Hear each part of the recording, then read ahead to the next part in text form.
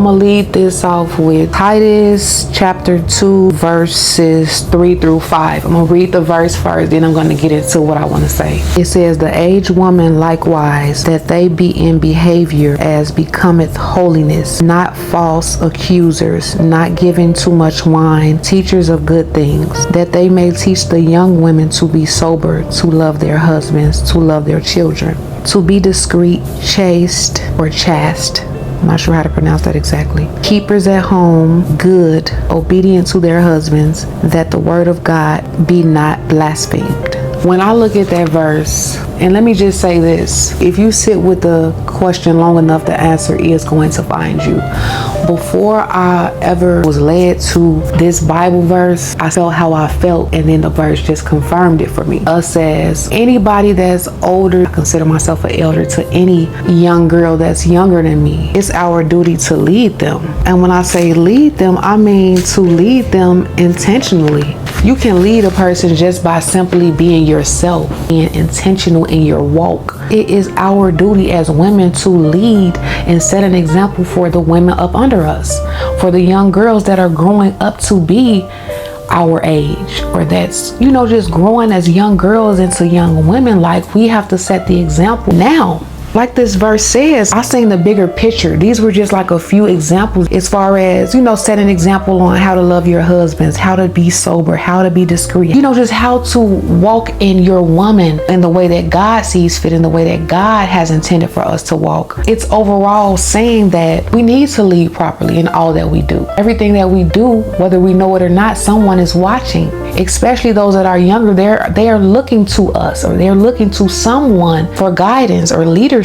It's my duty as a woman to lead properly in who I am, and to walk on the right path, to lead people that may look up to me properly, or that may see me and say, hey, I like what they're doing, how they're moving. I have little nieces, I have little cousins, I have younger girls, or maybe girls my age that don't know. Like, you always have somebody watching you. I can get on here and talk about any given thing. I can get on here and choose to do or be whatever the world may want me to be. But I choose to be what in my spirit God tells me that I am, which feels right to me. We have to lead. We have some young girls that put their pride aside, and that really won't help, and really want to find a way. And they may come and ask, hey, how do I do this? How do I do good in the world? How do I do better as a young girl? How do I do better? You have some people that are vulnerable in that sense, and that are not afraid or not worried about what nobody may say. They truly seeking help and want guidance. And then you got some that's just like, okay, I'll just sit back and I'll just watch what you do and see how I need to move out here as a woman, as a young girl. And you have more that'll just sit back and watch than you have that'll come up to you and say, hey, how do I? And even if you tell a person how to do it, you can only tell them what you know. You can only show them what you know and what you've been doing. And a person will read off more and believe more of what you're doing versus what you're saying any day. So if you're living a certain kind of life or whatever, or moving a certain kind of way with telling a person something else, they like, hey, they saying this, but I'm seeing more in what they're doing than what they're saying. So, I think I'll just follow what they're doing. Like, just with the videos that they watch, the girls that making the music and the wearing the certain clothes and this and that and the third, they want to do that and be that because that's all they see. And that's what everybody makes okay. So it's our duty to lead these young girls. And that starts with us walking down the right path. Because if we not walking down the right path, we can't do nothing but lead them down the wrong path. It starts off as a one-way street. Us as elders, we set the example, we move a certain way in our lives, and it's not for ourselves. Even though we may feel like we're doing it for ourselves in those moments, it's not for us. But we're doing this and we're doing that. And I lost my train of thought. And it starts off as a one-way street because we're the one setting the example. We're the one that's supposed to set the example and inspire those younger than us to want to walk the path that we're walking. So then they'll say, hey, I can follow what they're doing. I do want to be around them. I do want to have certain conversations with them. I do want to see, well, how should I dress as a woman? I do want to open up and be vulnerable with them. And when it gets to that, then it becomes a two-way street.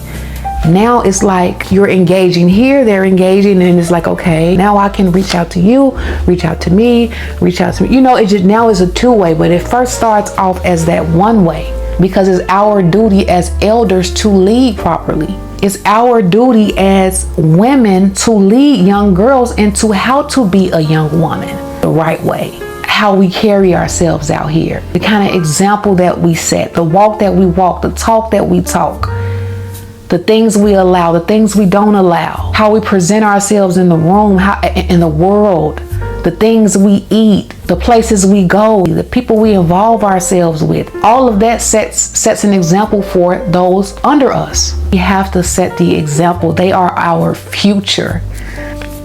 It starts with us. Then they'll say, okay, let me call T up real quick. Well, let me call Lisa up real quick. I need some advice. Let me call Keisha. Let me go hang around. Or I say, hey, let me grab so-and-so and say, hey, come hang out with me for a day. And while they're hanging out with you, they're becoming a sponge in that moment, and they're soaking up all that you're doing, all that you're putting out there, how you're moving as a woman, how people are gravitating towards you, how people are respecting you, how people are speaking to you, how you carry yourself, how you walk, how you talk, how you dress, what you're putting into your body. They're seeing all of that. So now they're either interested or they're not. I took something from that. This is somebody I would really enjoy that inspires me. I cannot stress enough how it starts with us. It says, in all things showing thyself a pattern of good works.